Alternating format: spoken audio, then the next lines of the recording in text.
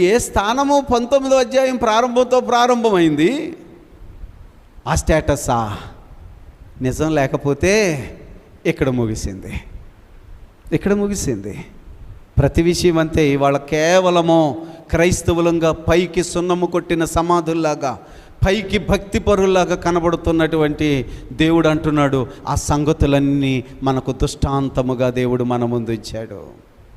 మారు మనస్సు అంటే ఏంటంటే సంపూర్ణంగా ప్రభు మీద ఆధారపడడమే.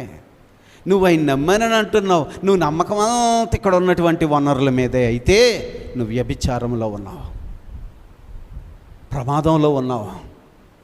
నీ విశ్వాసము ప్రభువు మీద ఎంత నీ విశ్వాసం ఉన్నదో స్కాన్ చేస్తున్న ఆయన. అందుకే అన్నాడు, ఆయన పై రూపాన్ని చూసే దేవుడు కాదు, హృదయములను లక్ష్య పెట్టే దేవుడు. కాన్సన్ట్రేషన్ అక్కడే ఉంది. నువ్వు నిజంగా నమ్ముతున్నావా లేదా?